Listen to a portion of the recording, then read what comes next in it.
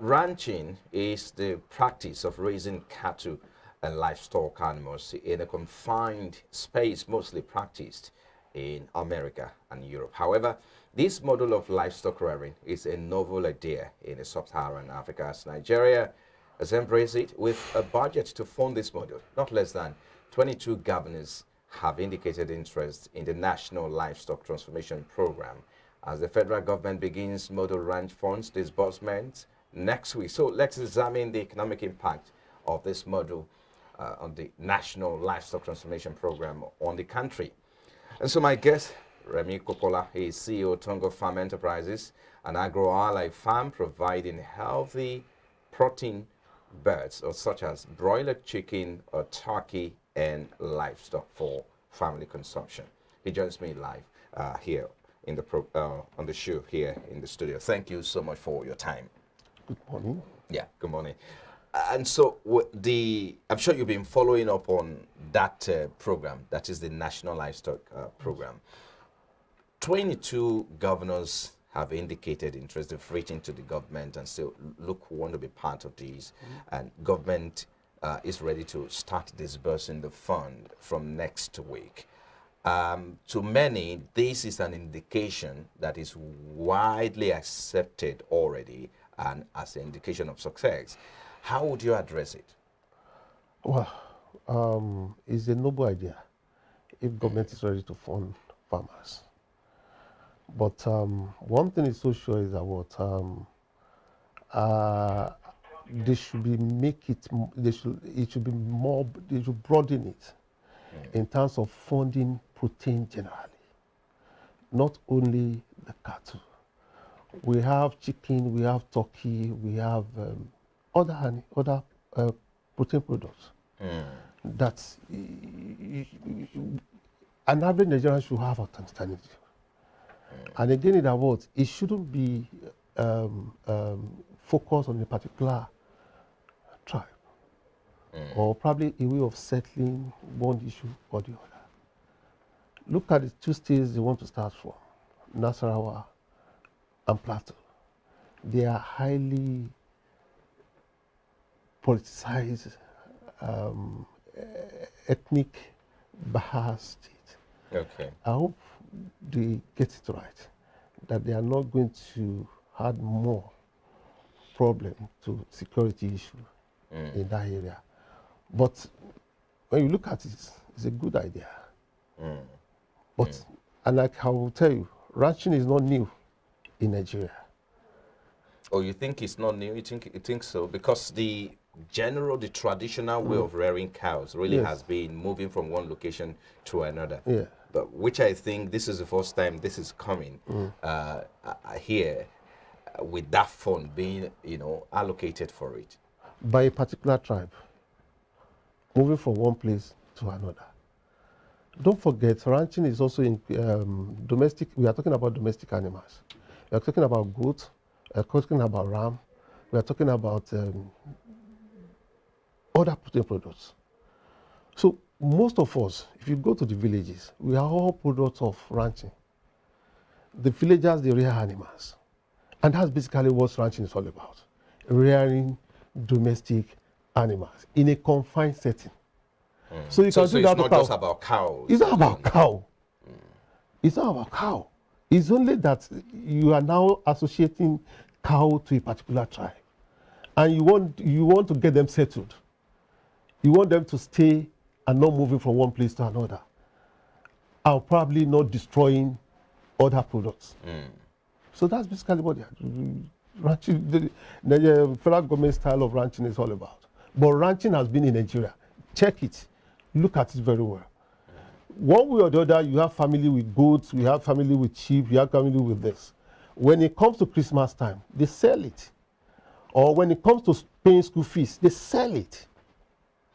We'll get to this, some of the challenges you talk about, the insecurity, and you also talk about how other aspects of rearing animals like chicken and turkey should be factored. We'll talk about that. But let's look at the economic value, because it seems some of the figures we're having is about Nigeria has about the capacity to produce 27 million cows. Yes. And with in terms of valuation, it's about 4 trillion, over 4 trillion. So for it to address some issue of job creation and all of that, I'm sure that is part of why the government is going into this as well. But let's look at the economic value. Yes, we'll talk about challenges. We'll get into that and how to solve those challenges. But let's talk about the economic value of this particular model.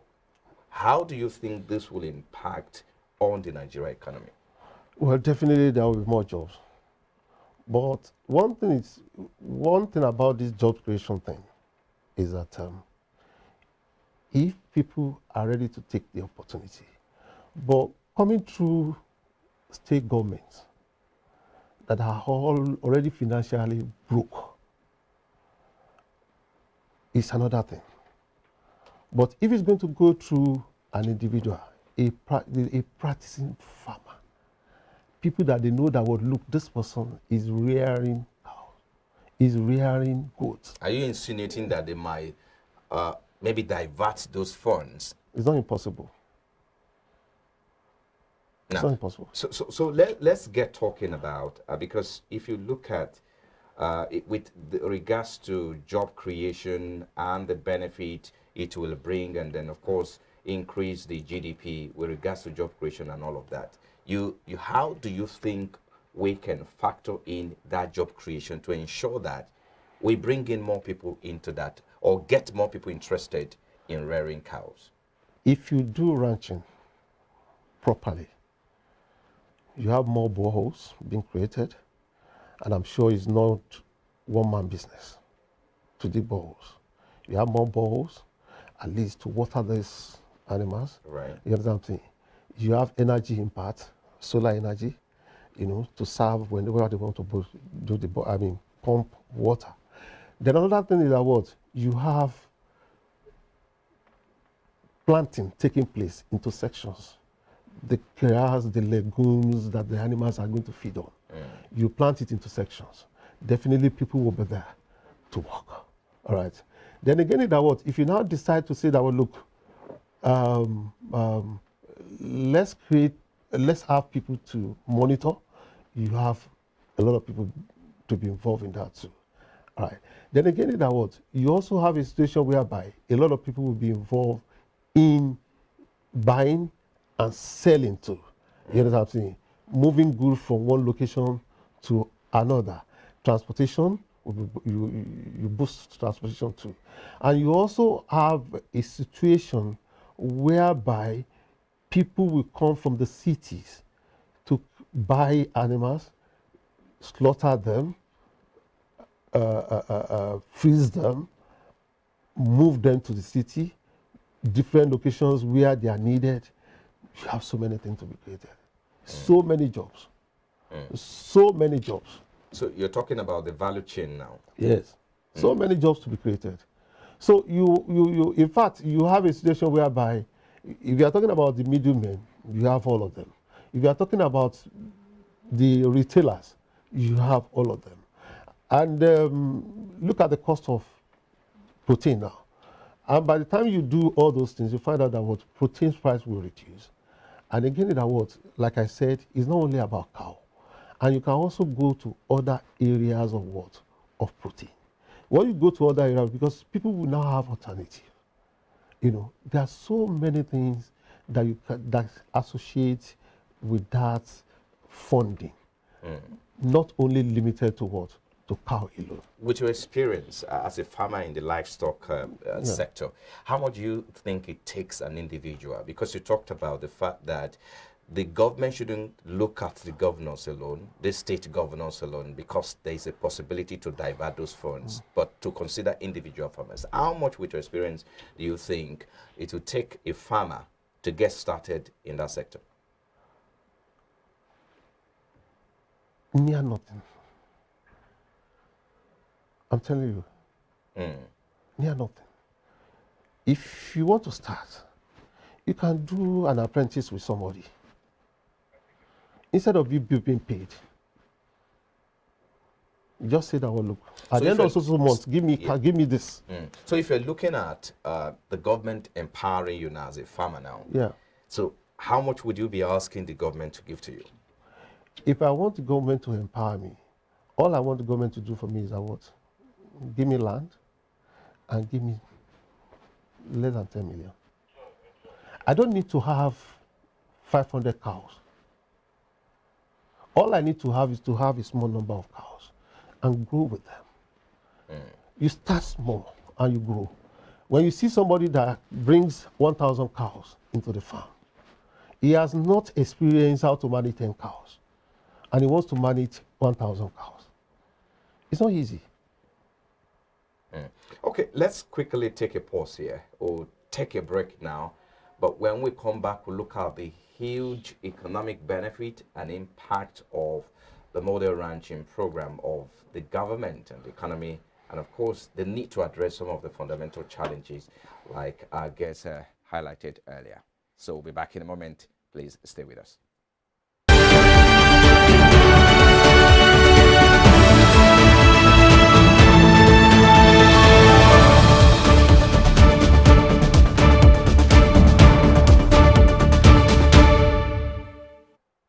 Glad to have you back now. We'll be looking at the Nigeria's livestock transformation program of the government and, of course, the economic impact of this model on the economy. Mr. Remi Popola is CEO Tonga Farm Enterprises. He's been with us in the studio. Thank you for your time. Just before we went on break, we're going to talk about some other opportunities attached to this. If you look at some other industries attached to this particular sector, like the hay, like the corn beef, and of course like the leather industry, which of course are very, very important in terms of the value chain. How do you think we can open up this sector to ensure that we have enough activities going on in that sector? I think the first thing that government needs to do is to create enabling environment in such a way that every aspect of this thing can be picked up gradually. People can build on it. You see, most of the time when you start a business that you don't have experience of how to manage in a small scale, and you just go to the large scale, you might probably run into a problem. I'm talking from experience. I started from 15 birds. You know, from there, moved to 30, 100, going to 1,000. Then also take up goat, ram, cow, and all that kind of stuff. It's basically, I grew from that small. I started with no land, with my backyard. And over time, I have to buy a plot, increase it to 2, to 3, and also buy acres. It's about grow with it, right? And again, that was the value chain you are talking about, right? Is like I said, is when the government make it conducive for people to grow, because ranching itself, we have been doing it. It's about domesticated animals. But that at a subsistence level, yes. You know, that's percent level. Yes. I mean, but if you to go in full commercial value, yes. full commercial scale, yes. I mean, don't you think that is also important as well to consider? You see, let's start from where like transitioning from the local and the traditional way of rearing these animals to a full commercial scale. Let's start from where we are. Let's start from where we are. Over time, people can now see and grow with it. Like, for example, now, I was telling somebody that, look, in some of those states, let's exclude Lagos, Port Harcourt, and all that kind of stuff, or Kano. In some of those states, what will it cost the government to say that, well, look, in the public schools, equip the public schools, and say that, well, look, bring 2 turkeys, ensure that people grow, farm, and all that kind of thing. Bring 2 turkeys for a tuition fee. Make the cost, get the consultant, and let the consultant pay ahead. At the end of the day, the consumer can come and say that, well, look, I have 1,000 turkeys.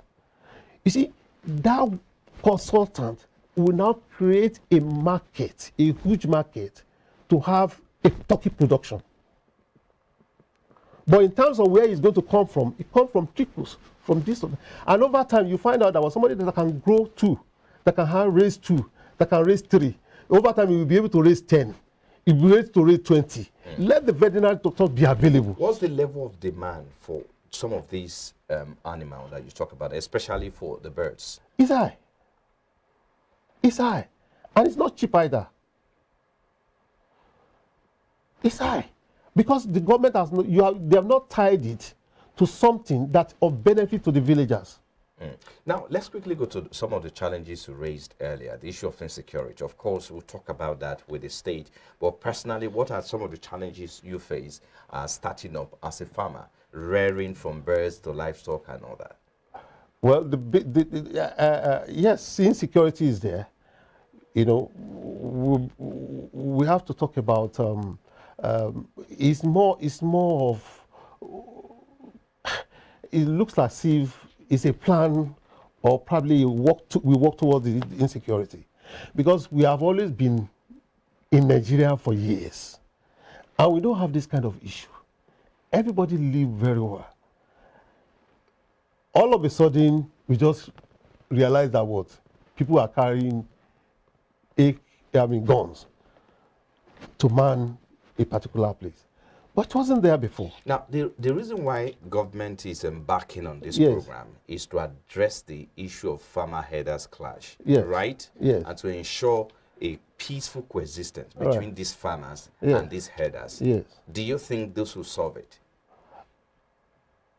It depends on the government himself, whether they are ready to solve it. Because about 22 governors Yes. who applied for Yes. this particular program, Yes. including Benue, Taraba, 22 of them. Yes. Even Benue, of course, was Yes. in the middle, in the heat of the matter, or in the heat of the crisis. Yes. He's also applying for it as well. Do you think it will address any deep-rooted grievances as regards the clashes that have been recorded between farmers and these herders? There's, to me personally, I think it's beyond crop, hit my crop, and all that kind of stuff. We've been it has always been happening. But one thing is so important is that what? Who is behind all this kind of thing? Insecurity. Because one thing is so sure is that what? A farmer needs the animal waste. And so also, the animal, by the head of the header, they also need the remnant, the waste of the farm. So we have always been living together, but maybe political issue, maybe dominant issue, maybe because my person is there, it's my time to exercise my right. You understand what I'm saying? Just like when we have this South president and dominance of all these whatever, maybe it's now time for us to now exercise that, look, we too, we are relevant. You understand what I'm saying? But one thing is so sure is that what? At the end of the day, at the end of this period, when the political atmosphere change, you find out that what we might not really have that clash as much as we used to have. But one thing is so sure is that what? Is that we can manage, ranching can be done in a way that it can be of benefit to the farmers and also to the herders. Because we have always been ranching our animals. Let's look at the future of the entire sector that we're looking at, because you talked about the fact that the government doesn't have to look the way of the cows alone. Yes. Otherwise, it will become political. Yes. They have to also bring the rearers, the birds, farmers, Yes. the turkey, and all Yes. of that. What's the size of the market of the turkey, that birds sector of rearing these animals? What's the size of that market, and what is the potential? resident in the future of this with our market? population, the market is huge. The only thing that is very important, we have to work. The young ones and the elderly ones have to tutor the young ones. We have to be on the field. Look at the cost of maize. It's going up. It's 190 per kilogram. About a year ago, it was less than 120. But it's 190 now. And it's still growing. It's still going up. That's a kilo of chicken. Oh, no, of corn. Okay, a kilo of corn. Yes, which is the main feed of chicken. So who's going to plant the corn? It's not the... Even if the poultry farmer said, look, I want to go and plant corn, how many can he plant? So how soon do you think we will see a relief in that sector? The relief is that let's remove security issue. Number one, when we remove the security issue, let's encourage people to farm. And when we encourage people, let's provide an avenue for them in such a way that they can get ready market. So how much is the security issue now affecting the Southwest? It's still high because it will seem that some of the security issues we're talking about is in the Northeast, right? Where the major bulk of these feeds come from, because they are the larger contributor of these feeds. When you talk about animal feeds, cow feed, and all of these feeds. No, it still happens in the South. But don't forget about majority, a lot of people have migrated to the South. A lot of people. Those young guys that were farming in the North, most of them are riding Okada in Lagos State. And in some Southwest.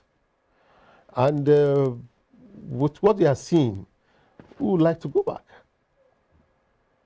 So what happens if these feeds that are coming from the North stop and we no longer get it from there? What happens? Who should stand in to say, okay, look, we're providing this feed from maybe South or Southwest. Do we have a farm large enough or a group of farmers large enough who provide feeds? We don't have that number of products. I mean, I'm talking about in the Southwest. But in as much that we are ready to go back to work,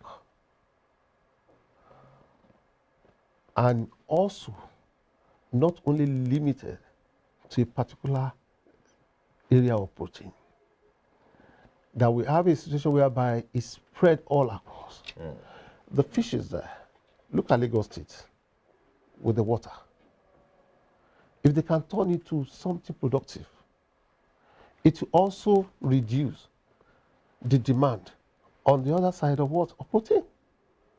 Okay, so let's wrap it up as we go now. What do you want to see now that the government has started the disbursement of this from, and that starts from next week? How do you want it deployed? How do you want it disbursed? How do you want it administered? If they are true to their submission, it's going to be fantastic, because that's the issue. You seem to be distancing yourself from the fund itself. Yes, because you refer to them and if they are true to their submission. To the submission. Because the reason why I ask is that you are a farmer. Yes. I mean, you should be concerned about how that fund is disbursed and how it is administered. Well, I'm sorry, I've not been benefited from, I think last year they said that they are giving us corn, not for sale. But we ended up we bought it from the market, So when you look at it very well, is whether it's going to go to their cronies or genuine farmers. But one thing is that if you don't want to have health issue, the best bet is that zero your mind that when it comes, you get. If it doesn't come, you move on. All right. I think we need to leave it there. Thank you so much, Mr. Remi Kukola. See you Tongo Farm Enterprises. Thank you for your time on Business Breakfast. Thank you very much.